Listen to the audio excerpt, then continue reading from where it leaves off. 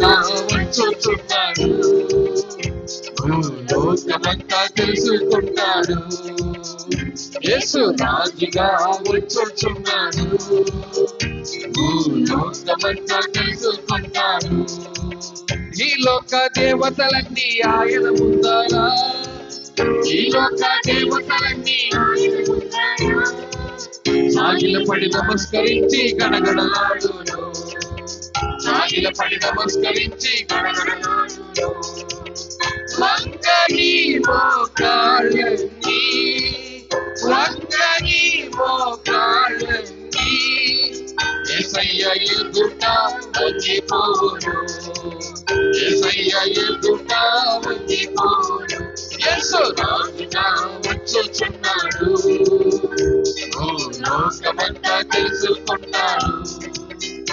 యేసు రాజుగా వచ్చుచున్నాడు, భూలోకమంతా తెలుసుకున్నాడు.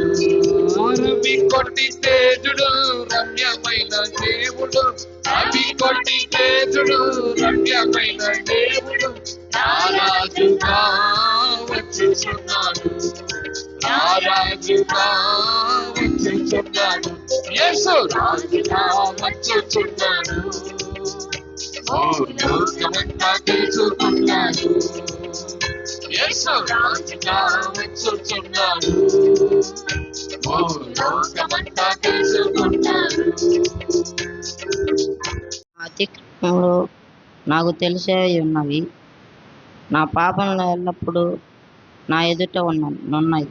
నీకు కేవలము నీకే విరోధముగా నేను పాపం చేసినాను, నీ దృష్టి ఎదుట నేను చెడుతనం చేసినాను. కావున ఆజ్ఞ ఇచ్చినప్పుడు నీవు నీతిమంతుడుగా అగుపడు, తీర్పు తీర్చినప్పుడు నిర్మలుడుగా అగుపడు. నేను పాపంలో పుట్టినవాడను, పాపంలోనే నా తల్లి నన్ను గర్భమును ధరించెను. నీవు అంతరంగములో సత్యము కోరుచున్నావు, ఆంతర్యమున నాకు జ్ఞానము తెలియచేయు. నేను పవిత్రునగుచున్నట్లు విశ్వాపుతో నా పాపమును పరిహరింపుము. హిమము కంటేను నేను తెల్లగా నుండునట్లు నీవు నన్ను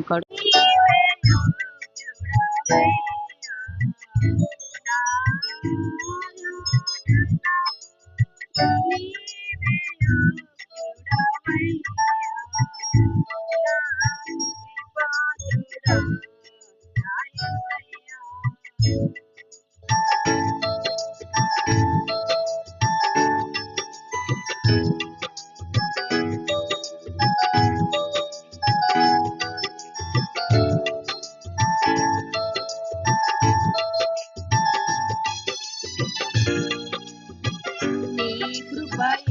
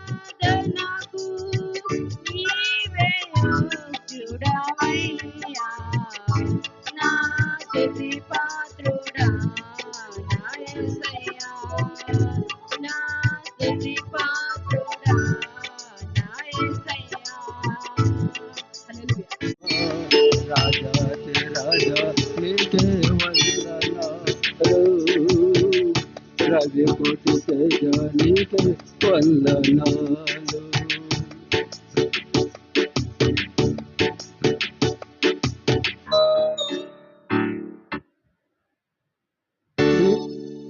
నేను దీవించి గనునిగా చేశావు, మీరు జరమే కాచి నా రుణము తీర్చావు.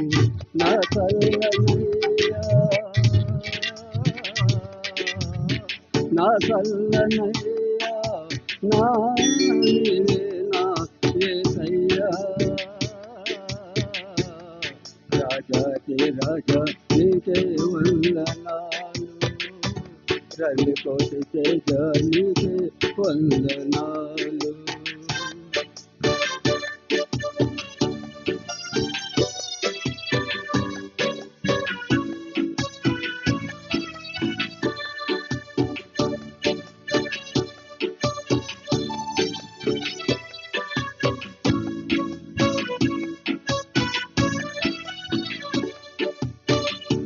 కన్ను నిన్ను కానకుండా నిన్ను విడిపోయాను, చిన్న పుట్టుకోకుండా నన్ను సమకూర్చావు.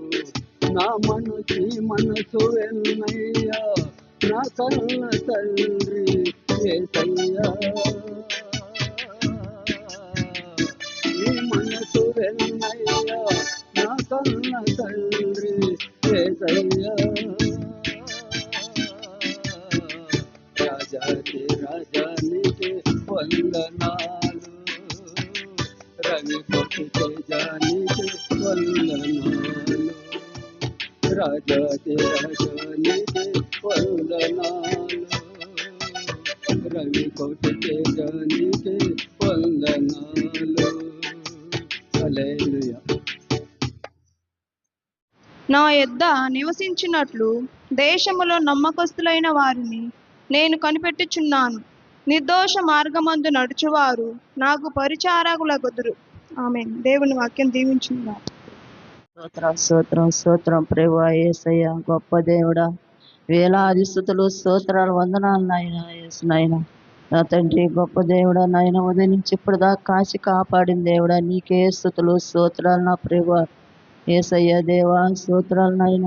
ఇక్కడ కూడి వచ్చిన బిడ్డలందరూ కూడా నాయన యేసు నాయన కాచి కాపాడినైన కుటుంబాలన్నీ కూడా నా తండ్రి యేసయ్య. దేవా గొప్ప దేవుడా స్తోత్రాలు వందనాలు నాయన. వాక్యం చెప్పే బిడ్డలు నా తండ్రి యేసయ్య, పాస్టమ్మను కూడా నాయన ఏ వాక్యాలు అయితే నాయన చెప్పాలనుకుంటున్నారు నాయన ఓ దారులు మాట్లాడి నా తండ్రి నాయన మాకు ఎన్నో వాక్యాలు నా తండ్రి చెప్పే శక్తి జ్ఞానము బిడ్డలకి నా తండ్రి యేసు నాయన. దేవా స్తోత్రాలు వందనాలు తండ్రి. దేవ స్తోత్రాలు నా ప్రభువా యేసు నాయన. ఇంకా కూడి వచ్చిన బిడ్డలందరూ కూడా నాయన, ఇంకా ఎవరైతే రావాలనుకుంటున్నారో బిడ్డలందరూ కూడా నాయన త్వరగా నాయన నీ సన్నిధానికి నాయన రప్పించుకో నా తండ్రి. నీకే స్తుతులు స్తోత్ర వందనాలు తండ్రి యేసు నాయన. దేవ స్తోత్ర వందనాలు. ఆమేన్. ఆయనే నిన్ను రక్షించును. సామెతలు 20:22. అల్లారమైతే అయింది, మరణ వృత్తాంతయించు తొందరగొస్తాడు, మగరాజు వస్తాడు, నీతో తీర్చనకొస్తాడు. మరణ వృత్తాంతయించు తొందరగొస్తాడు, మగరాజు వస్తాడు, నీతో తీర్చనకొస్తాడు. అయిపోయింది అల్లారమైతే అయింది, అల్లారమైతే అయింది. యేసువీయుడే నమ్మితే పరలోకం వెళ్తావు, నమ్మకపోతే నరకం పాలవుతావు. యేసువీయుడే నమ్మితే పరలోకం వెళ్తావు, నమ్మకపోతే నరకం పాలవుతావు. అల్లారమైతే అయింది, అల్లారమైతే అయింది. గమనిస్తే నమ్మకస్తులైన వారిని దేవుడు కనిపెడుతున్నాడంట. మనం ఎవరు నమ్ముతున్నాము? చాలామంది డబ్బును నమ్ముతారు కదా. డబ్బు ఉంటే చాలు మేము ఏమైనా సాధించుకోగలము, దేన్నన్నా పొందుకోగలము, ఎలాగైనా మేము బ్రతకగలము డబ్బు ఉంటే అని డబ్బును ఆశ్రయించే వాళ్ళు ఉన్నారు. ఆ తర్వాత స్నేహితుల్ని ఆశ్రయించేవారు, నమ్మేవాళ్ళు ఉన్నారు. స్నేహితులు నమ్ముకున్న వాళ్ళు ఉన్నారు, బంధువులు నమ్మేవారు ఉన్నారు, ఇంకా అధికారులు నమ్మేవాళ్ళు ఉన్నారు, తమ మనస్సును, తమ హృదయాన్ని అది ఎలా చెప్తే అలా చేసే వాళ్ళు ఉన్నారు. కానీ దేవుడు అంటున్నాడు, మీ నమ్మకాన్ని నా పైన ఉంచండి. ఈ మనం చెప్పిన వీళ్ళందరూ ఒక్కొక్క సందర్భంలో మనల్ని ఎప్పటికైనా నిరుత్సాహపరుస్తారు. కొద్ది కాలం వాళ్ళు మనకి సహాయం చేసినట్టు అనిపించినప్పటికీ పూర్తిగా వాళ్ళు మనకి ఎప్పుడు అనుకూలంగా ఉండరు. అయితే మన నమ్మకాన్ని దేవుని పైన పెట్టినప్పుడు ఆయన ఎప్పుడు మనల్ని నిరుత్సాహపరచడు, ఎప్పుడు మనల్ని కృంగుదలకు తీసుకెళ్ళడు, ఎప్పటికీ మనకి విజయాన్ని ఇస్తాడు. అయితే మనము ఎవరిని నమ్ముతున్నాము? నిజమే, మనం దేవుని నమ్మే బిడ్డలమే కాబట్టి ఇక్కడికి వచ్చున్నాం. కానీ ప్రతి సందర్భంలో కూడా మనము కొన్నిసార్లు నమ్మలేని స్థితిగతులు మన ముందుకు వస్తుంటాయి. ఒక కష్టమైన, ఒక నష్టమైన మనకు వచ్చినప్పుడు ఇంతకాలం నేను దేవుడిని నమ్మాను కదా, నా దేవుడు నాకు ఎందుకు ఇలా చేశాడు, దేవుడు నాకు అన్యాయం చేశాడు అని చెప్పే వాళ్ళు కూడా చాలా మంది ఉన్నారు. అయితే మన దేవుడు ఎవరికి అన్యాయం చేసేవాడు కాదు, మేలే చేస్తాడు కానీ కీడైతే ఆయన చేయడు. మనం ఇందాక ఆరాధించుకున్నాం కదా, మేలు చేయకైనా ఉండలేని దేవుడు.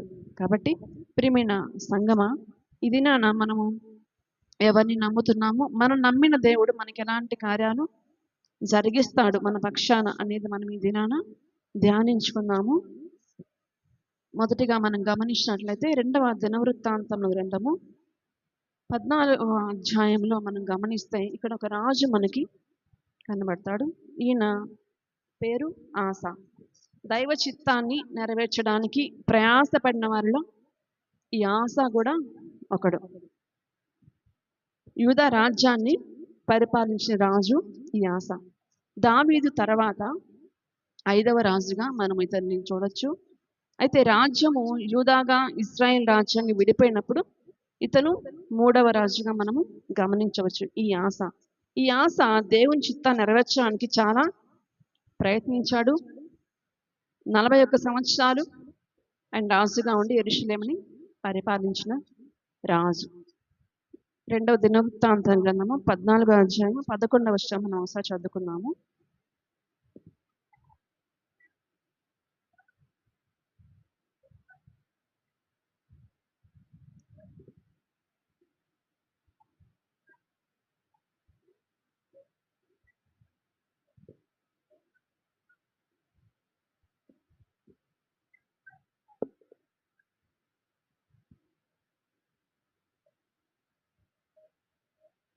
చాలు.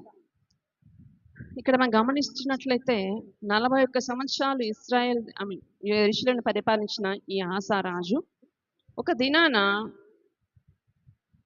ఇథియోపియా అనే దేశం నుంచి జెరహు అనే రాజు ఇతని మీదకి యుద్ధానికి రావడం జరుగుతుంది. ఈ ఇథియోపియా అనేది ఆఫ్రికా ఖండంలో ఒక దేశం పేరు. బైబిల్లో కూడా కూషీలు అన్న పేరుతో ప్రాంతాన్ని మనము చూడవచ్చు. అయితే ఈ జెరహు అనే వ్యక్తి దగ్గర ఎంతమంది సైన్యం ఉందంటే 10 లక్షల మంది సైన్యము ఉంది. 9వ వచనం మనం గమనిస్తే కూషీయుడైన జెరహు వారి మీద దండెత్తి 1000 సైన్యమును 300 రథములను కూర్చుకొని బయలుదేరి మారేష వరకు రాగా ఆసా అతనికి ఎదురుపోయింది. ఇక్కడ మనం గమనిస్తే 1000 సైన్యం అంటే 10 లక్షల మంది సైన్యాన్ని కలిగి ఉన్న ఈ జెరహు అనే వ్యక్తి ఆసా మీదకి యుద్ధానికి వస్తున్నాడు. అంటే వీళ్ళున్న ప్రదేశము మధ్యలో ఉండే ప్రదేశం కాబట్టి వచ్చే రాజులు కూడా ఆ రాజ్యాన్ని వారి రాజ్యాన్ని విస్తరింపజేసుకోవడానికి వీరి మీదకి దండెత్తి వస్తూ ఉంటారు. అయితే ఈ రాజుకున్న బలగం ఎంత ఉంది? 10 లక్షలు. ఆసా దాన్ని చూడగానే కృంగిపోయి ఉంటాడు. తన ప్రజలు కూడా బలహీనై ఉంటారు. మరి ఈ ఆసాకు కూడా తక్కువ సైన్యమైతే లేదు, కానీ ఇతనికి కూడా బలమైన సైన్యమే ఉంది. ఇతనికి ఉన్న సైన్యము యూదా వారు 3 లక్షల మంది, బెన్యామీను వారు 2,80,000 మంది, మొత్తం 5.8 లక్షలు. ఆయనకన్నా తక్కువే కదా, 10 లక్షల కన్నా తక్కువే. అయితే ఈ ఆస ఏం చేశాడు తెలుసా?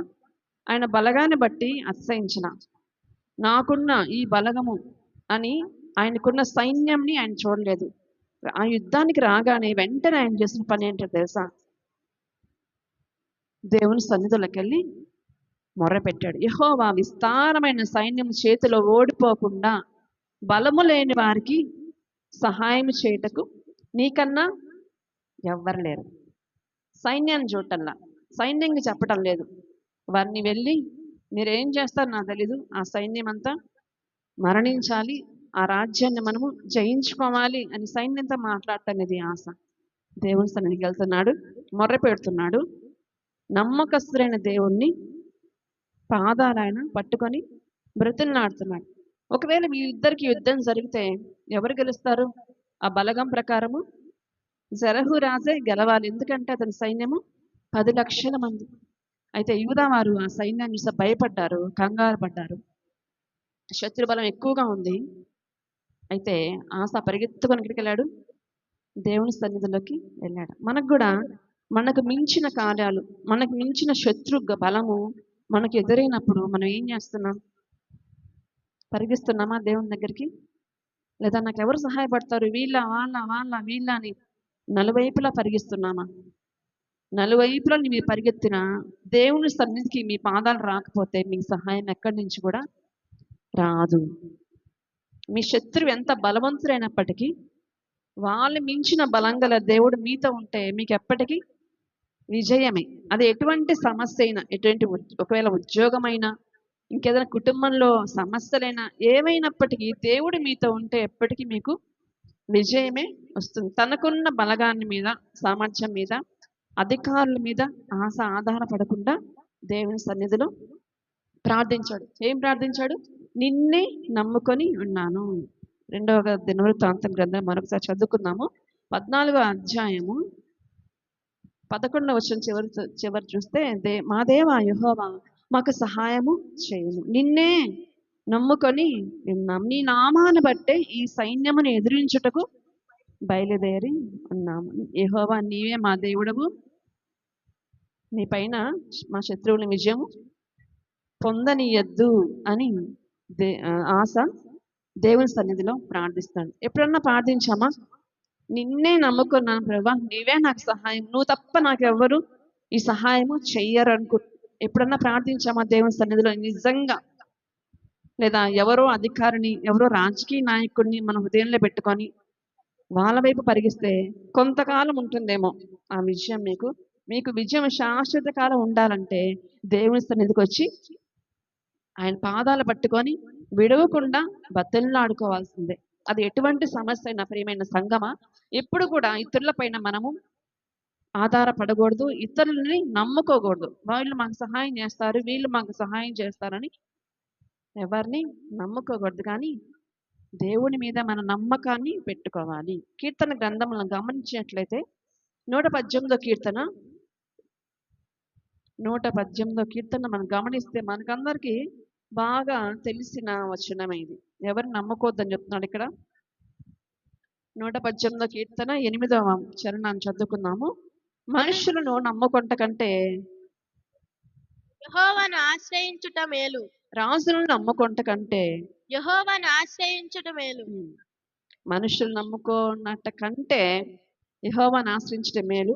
రాజులను నమ్ముకొంట కంటే యెహోవాను ఆశ్రయించడం మేలట. చూసారా ఎంత ధన్యకరమైన మాట దేవుడు ఇక్కడ మన కొరకు రాయించాడు. కానీ అనేక సందర్భాల్లో మనము ఆ మాటని మర్చిపోయి వాళ్ళ దగ్గరికే పరిగిస్తుంటాం. కానీ ప్రియమైన సంగమా, ప్రతి విషయంలో కూడా దేవుణ్ణి మీరు నమ్ముకొని ఉండాలని, ప్రతి కష్ట పరిస్థితిలో మీ చెయ్యి విడవని దేవుణ్ణి మీరు నమ్ముకొని ఉండాలని దేవుడు కోరుకుంటున్నాడు. నీవు నేను ఈ ప్రకారం ఆశ ఎలాగైతే దేవునిపై నమ్మకం ఉంచాడో అలా మనం నమ్మకం ఉంచుతున్నామా దేవుని పట్ల? కీర్తన గ్రంథము 73వ అధ్యాయము 73వ కీర్తన 25వ చరణాన్ని మనం ఒకసారి చదువుకుందాము. 73వ కీర్తన 25వ చరణము. ఆకాశమందు నీవు తప్ప నాకెవరున్నారు? నీవు నాకుండగా లోకములోనిది ఏది నాకు అక్కర్లేదు. ఆకాశమందు నీవు తప్ప నాకెవరున్నారు, నీవు నాకుండగా లోకంలో ఏది కూడా నాకు అక్కర్లేదని భక్తుడు రాశాడు. మనం చెప్తామా నాకు ఏది అక్కర్లేదు ప్రభా నువ్వు ఉంటే చాలు అంటామా? మనకు అన్నీ కావాలి, దేవుడు కూడా కావాలి. అనేక సార్లు మన నమ్మికను, దేవుడి పైన మనం ఉన్న నమ్మకత్వాన్ని తప్పించడానికి అపవాది చాలా ప్రయత్నాలు చేస్తూ ఉంటాడు. ఇంతవరకు ప్రార్థించావు కదా, నీ లైఫ్లో ఏది మార్పు లేదు, నువ్వు ఎలాగున్నావు అలాగే ఉన్నావు, నీ కుటుంబం అలాగే ఉంది, నీ సమస్యలు అలాగే ఉన్నాయి, ఏది కూడా మార్పు లేదు. కాబట్టి అపవాది ఏం చెప్తారంటే ఇంకో మార్గాన్ని వెతుక్కో. పలానా చోట జోషం చెప్తారంట, పలానా చోట ఇంకేదో చెప్తారంట, పలానా చోట తాళ్ళు పెడతారంట, అక్కడికి వెళ్ళి నీ నమ్మకాన్ని వాళ్ళపైన పెట్టు అని అపవాది మన చెవుల్లో చేరి మాట్లాడుతూ ఉంటాడు. కానీ ప్రియమైన దేవుని బిడ్డలారా, వాడి మాటల పైన మీరు దృష్టి ఉంచారంటే చాలా నష్టపోతారు. మన ప్రభువు ఎప్పటికి కూడా మనము ఆయన పట్ల కలిగిన నమ్మకత్వాన్ని చూసి దానికి తగిన ప్రతిఫలాన్ని మనకు దేవుడు ఖచ్చితంగా ఇస్తాడు. ఒకవేళ ఆలస్యమైనప్పటికీ దేవుడు మన పక్షంగా కార్యాలు చేయడానికి సిద్ధంగా ఉంటాడు. ఈరోజు నువ్వు చెప్పగలవా, నువ్వు తప్ప నాకు సహాయం ఎవ్వరు లేరు ప్రభా. ఒకవేళ ఎటువంటి సమస్యతో మనం ఇక్కడికి వచ్చినాం, ప్రతి ఒక్కరి జీవితంలో ఏదో ఒక సమస్య, చిన్న బిడ్డల మొదలుకొని పెద్దవాళ్ళ వరకు ఏదో ఒక సమస్య మనల్ని వెంటాడుతూనే ఉంటుంది. ఇటువంటి పరిస్థితి మనం చెప్పగలుగుతున్నామా, ప్రభువా నువ్వు తప్ప నాకెవ్వరు సహాయము చెయ్యరు, నువ్వే నాకు సహాయము, నిన్నే నేను నమ్ముకున్నాను, నీవే నాకు ఆధారము, నీవే నాకు ఆశ్రయదుర్గము అని ప్రభువుని ఆరాధన మనస్ఫూర్తిగా మనము అడిగినట్లయితే ఖచ్చితంగా దేవుడు మేలు చేయడానికి ఆయన ఎప్పుడు సిద్ధంగా ఉంటాడు. మనకు మించిన బలము, జయించలేనంత సైన్యము ఉన్నప్పటికీ ఆశ దేవుని పైన నమ్మకం ఉంచాడు. ప్రియమైన సంగమా, ఏం చేయాలో తెలియని స్థితిలో ఉన్నామేమో, రేపు ఏం చేయాలో, ఎలా నా జీవితం ముందుకెళ్తుందో, ఈ ఆగిపోయిన కార్యాలన్నీ ఎప్పుడు జరుగుతాయో, ఈ ఇల్లు ఎప్పుడు పూర్తవుద్దో, ఈ బిడ్డకి వివాహం ఎప్పుడు అవుతుందో, ఈ బిడ్డ పిల్లలు ఎప్పుడు పుడతారో, ఉద్యోగం ఎప్పుడు వస్తుందో, మా సమస్యలు ఎప్పుడు తీరుతాయో, ఇలాగే ఉండిపోతామేమో అని అనేక సందర్భాల్లో మనకి ఆలోచనలు వస్తూ ఉంటాయి. కానీ ఏది చేయలేని పరిస్థితుల్లో మనం చేయాల్సిన పని ఏంటంటే దేవుని పైన నమ్మకం ఉంచి ఆయన పాదాలను పట్టుకొని ప్రార్థించడమే మనం చేయాల్సిన పని. అది తప్ప మనకి ఏది కూడా లేదు. నీకు చింతించడానికి, ఆలోచించడానికి చాలా సమయం ఉంటుంది, కానీ ప్రార్థించడానికి మాత్రం సమయము ఉండట్లా. ఆ చింత, ఆ ఆలోచనల సమయాన్ని ప్రభు సన్నిధిలో గడిపితే నిజంగా నీ జీవితాన్ని దేవుడు ఆశీర్వాదకరంగా మార్చి అనేకుల ఎదుట నీ తలను ఎత్తుతాడు. కాబట్టి ఏం చేయాలో తెలియని పరిస్థితిలో దేవుని సన్నిధికి వచ్చి ఆయన పాదాలు పట్టుకొని ఆయన నమ్ముకుందాము. దేవుని దగ్గర నుంచి మనము గొప్ప మేలు పొందుకుందాం. మన పరిస్థితులు మార్చగల దేవుడైన, మన శక్తికి మించిన కార్యాలు చేయడానికి దేవుడు మన ఉన్నాడు. ఒకవేళ మన దగ్గర ఉన్న ధనము తక్కువ ఉందేమో, మనం చేయాల్సిన పని ఎక్కువ ఉందేమో, మనం తలపెట్టిన కార్యము దానికి కావాల్సిన వనరులన్నీ చాలా ఉంది, మనకు కావాల్సిన ధనము, మన దగ్గర ఉన్న ధనం కొద్దిగా ఉన్నప్పటికీ దేవుడు నీ కొద్దిగా ఉన్న ఆ ధనాన్ని అభివృద్ధి చేసి ఆ కార్యాన్ని కూడా నెరవేర్చి నిన్ను ఆయన సాక్షిగా నిలుపుతాడు. ఎప్పుడంటే నువ్వు నమ్మాలి, నా దేవుడు నాకు సహాయము చేస్తాడు, ఈ కార్యాన్ని నేను జరిగించడానికి దేవుడు నాకు సహాయం చేస్తాడు, ఆయన చేపట్టి నన్ను నడిపిస్తాడు అన్న మనం ఖచ్చితంగా నమ్మినప్పుడు నిజంగా మీ జీవితాల్లో దేవుడు కార్యాలు జరిపించి అనేకుల ఎదుట మిమ్మల్ని తన సాక్షులుగా నిలుపుకొని ఆశీర్వాదకరంగా మిమ్మల్ని ఉంచుతాడు. అదేవిధంగా 2వ దినవృత్తాంతం గ్రంథం 14వ అధ్యాయాన్ని 12వ వచనాన్ని మనము చదువుకుందాం.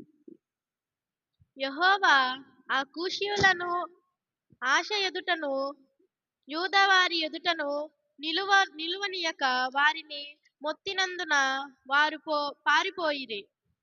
ఆశయును చాలు 14:12 కదా. యూదావారు ఇశ్రాయేలు వారి ఎదుట నిలువలేక అపజయం ఉంది, అందరూ తమ తమ గుడారములకు పారిపోయారు. యుద్ధం ఎవరు చేశాడు? దేవుడే. ఆశ ప్రార్థన చేశాడు, నిన్నే నమ్ముకున్నాను ప్రభువా, నువ్వే నాకు సహాయం, నువ్వు తప్ప నాకు ఎవరు లేరు, వీళ్ళకి నన్ను అప్పగించొద్దయ్యా అని హృదయపూర్వకంగా దేవుని వేడుకున్నాక ఆ యుద్ధము ఆశ చేయలేదు, దేవుడే చేశాడు. ఈ దినం కూడా మనకు అనేక సమస్యలు ఉన్నాయి. ఆ యుద్ధాలన్నింటిలో నుంచి కూడా దేవుడు మనల్ని విడిపించి రక్షించి విజయాన్ని ఇచ్చి ఆయన నామానికి మహిమ తెచ్చుకోబోతున్నాడు. కనుక దేవుడిని మనము నిజంగా స్తుతింపబద్ధులమై ఉన్నాం. ఏ కష్టాన్ని ఈ దినాన్ని ఎదుర్కొంటున్నామా, ఏ సమస్యను ఎదుర్కొంటున్నావో, ఏ ఇబ్బంది నేను ఇబ్బంది పడుతుందో, అవి దేవుని ఆజ్ఞ ద్వారా నీ ఎదుట నీ దినాన పారిపోబోతున్నాయి. హల్లెలూయా! దేవుని నామానికి మహిమ కలుగును గాక. ఆసా జీవితం నిజంగా అది జరిగింది. నమ్ముకున్నాడు, ప్రార్థించాడు, దేవుని ఆశ్రయించాడు, యుద్ధం దేవుడే జరిగించాడు. ఏ దేవుడైతే ఆసా మొర విని విజయాన్ని, ఆనందాన్ని ఇచ్చాడో అదే దేవుడు ఈ దినాన కూడా మన మధ్య ఎలా ఉన్నాడు? సజీవుడిగా ఉన్నాడు. ఆయనకి మరణం లేదు. యుగ యుగములు ఆయన సజీవుడు. అటువంటి దేవుడిని మనం కలిగి ఉండి కూడా మనం ఎందుకు అనేక సందర్భాల్లో కృంగిపోతున్నాం? ఇది నాకు జరగదేమో అని ఎందుకు బాధపడుతున్నాము? ఆయన నిన్న నేడు నిరంతరం ఎలా ఉన్నాడు? ఏకరీతిగా ఉన్న దేవుడు. అడుగుదాం, ప్రభు నువ్వు తప్ప నాకు ఆశ్రయదుర్గం లేదు ప్రభా, నువ్వు తప్ప నన్ను రక్షించవలేరు ప్రభా, నిన్నే నమ్ముకున్నాను అని ప్రభుతో మనం చెప్పగలిగితే ఈ రాత్రికాల సమయంలో దేవుడు మీ జీవితాల్లో అద్భుత కార్యాలు చేయడానికి ఆయన నీ ముందు నిలబడి ఉన్నాడు. ఇంతవరకు నిన్ను సవాల్ చేసిన శత్రువు నా చేతిలోంచి మిమ్మల్ని ఎవరు తప్పిస్తారు? ఆ దేవుడు కూడా మిమ్మల్ని రక్షించలేడు అని ఎవరైనా మీతో సవాల్ చేస్తారేమో. అయినప్పటికీ మన జీవితం ఎవరి చేతిలో ఉంది? దేవుని చేతిలో ఉంది. ఆయన నమ్ముకున్న దగ్గర సహాయకుడు. ఆపత్కాలం మనకు వచ్చినప్పుడు ఆయన ఎలాంటి దేవుడు అంటే విడిచిపెట్టే దేవుడు కాదు.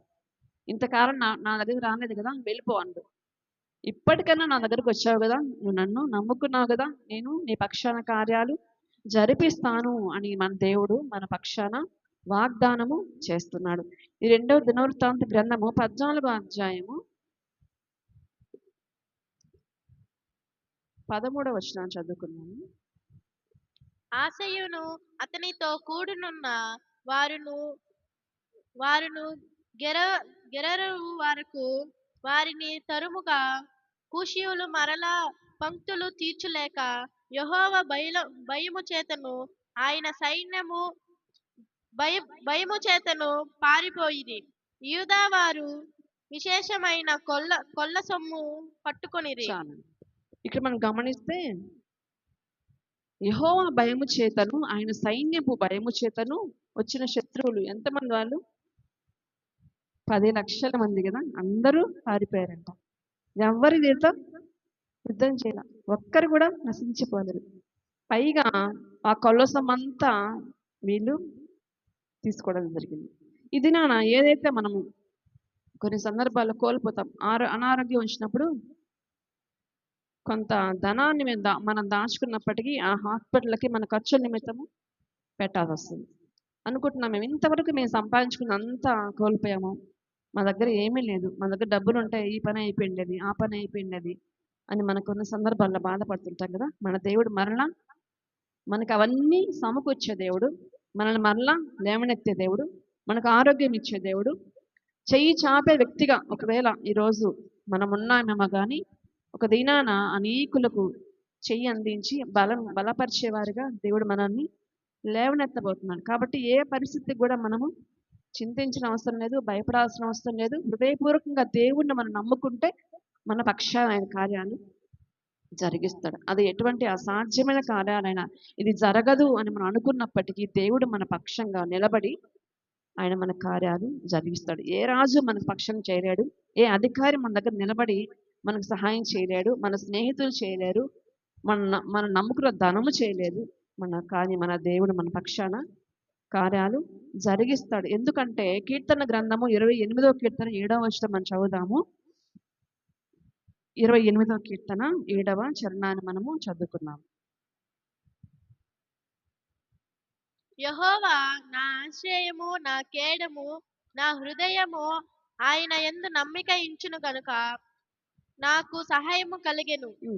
నా హృదయము ఎక్కడ నమ్మకం ఉంచింది? దేవుని యందు నమ్మిక ఉంచింది కనుక నాకు సహాయము కలిగింది. ఒకవేళ దేవుని యందు మన నమ్మకం ఉంచకపోతే సహాయము కలిగదు, అంతే కదా.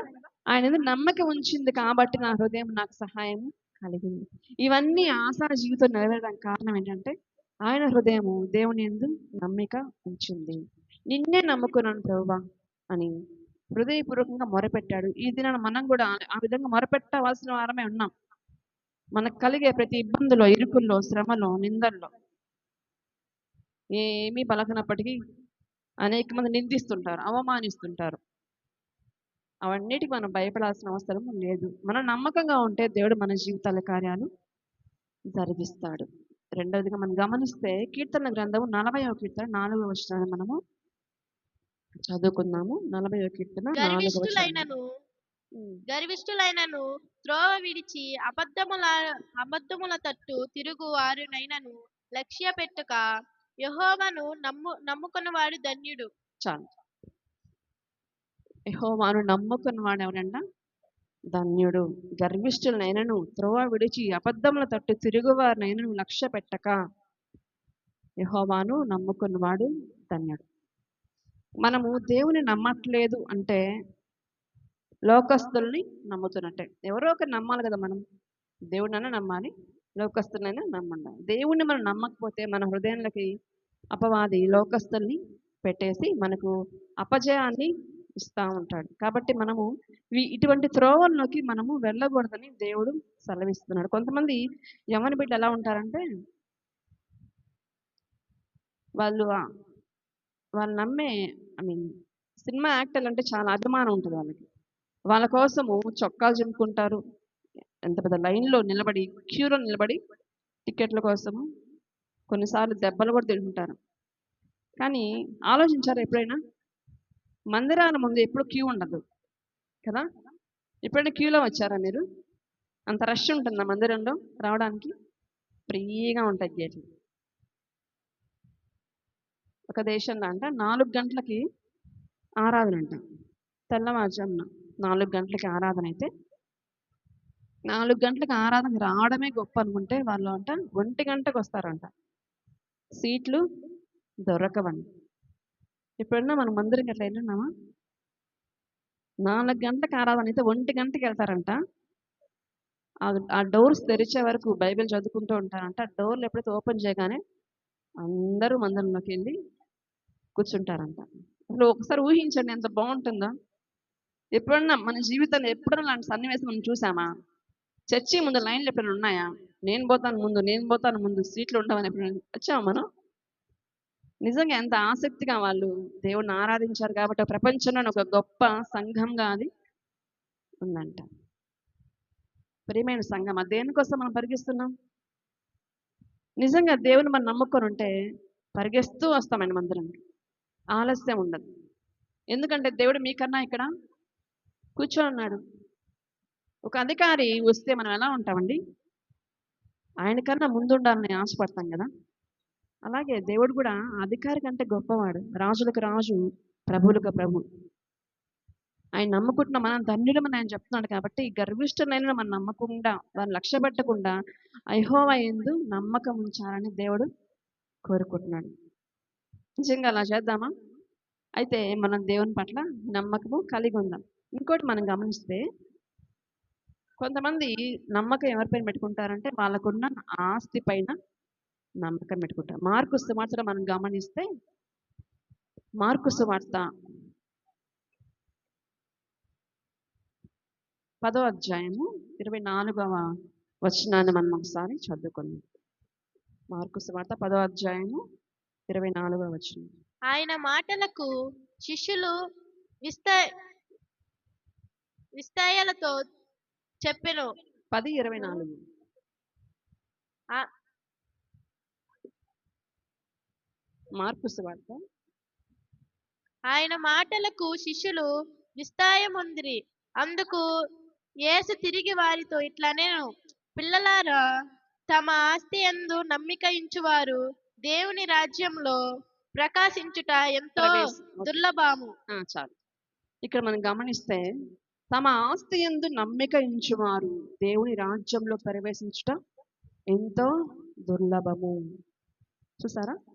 ఆస్తి యందు నమ్మిక ఇస్తే ఏమవుద్ది? మనకు డబ్బులు కావాలి కదా, మనకి ఏమైనా కొనుక్కోవడానికి డబ్బులు కావాలి కదా అనుకుంటాం కదా.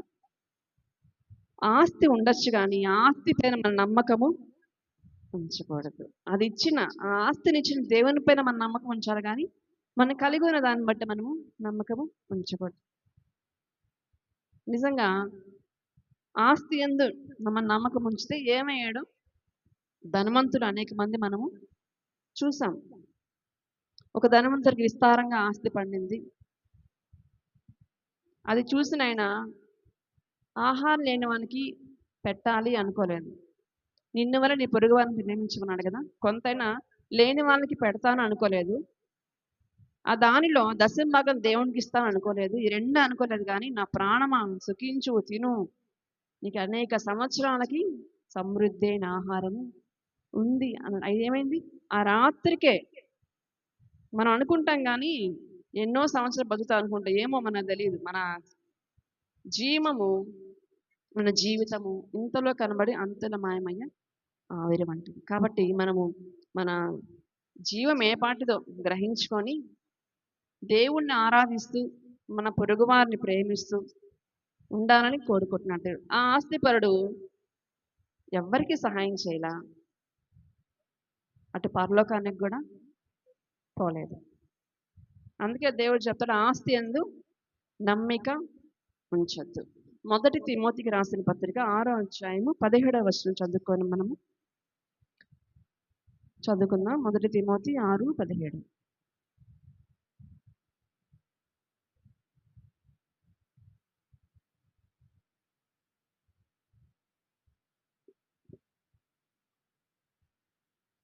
ఇహమందు ధనవంతులైన వారు గర్విష్ఠులు కాక, అస్థిరమైన ధనమునందు నమ్మిక ఉంచక, సుఖముగా అనుభవించుటకు సమస్తమును మనకు ధారాళముగా దయచేయు దేవుని యందే నమ్మిక ఉంచుడని ఆజ్ఞాపించింది. ఇహమందు ధనవంతులైన వారు గర్విష్ఠులు కాక, అస్థిరమైన ధనమునందు నమ్మిక ఉంచక, మనకు ధారాళంగా దయచేయు దేవుని యందే నమ్మిక ఉంచమని ఆజ్ఞాపించము. చూసారా, ధనం ఉండడం తప్పు కాదు, కానీ ఆ ధనాన్ని తన హృదయంలో పెట్టుకొని ఇదే నా జీవితం అనుకోవడమే పొరపాటు. ధనాన్ని నమ్ముకున్నవాడు పాడైపోవును అని సామెతల గ్రంథము 11వ అధ్యాయము 28వ వచనంలో మనము చూడవచ్చు. కాబట్టి ప్రియ సంగమ, దేని యందు మన నమ్మకం ఉంచుతున్నామో అదే మన లైఫ్ని డిసైడ్ చేస్తుంది. మీరు దేవుని యందు నమ్మకం ఉంచితే ఆయన రాజ్యంలో మనం ఆయనతో పాటు ఉంటాము. ప్రతి సమస్యలో మనకు విడుదల ఇస్తాడు, సంతోషం ఇస్తాడు, ఆరోగ్యం ఇస్తాడు, రక్షిస్తాడు, స్థిరంగా నిలుపుతాడు. అదే అస్థిరమైన ధనమందు ఈ లోకంలో ఉన్న వ్యక్తులపైన మన నమ్మకం ఉంచితే అది మనల్ని ఇబ్బందుల్లోకి నెట్టేస్తుంది. కాబట్టి దేవుని యందు నమ్మకం ఉంచుదాము, గొప్ప కార్యాలను నగరించి పొందుకుందాము. దేవుడి మాటలు దీవించి ఆశ్రయించు.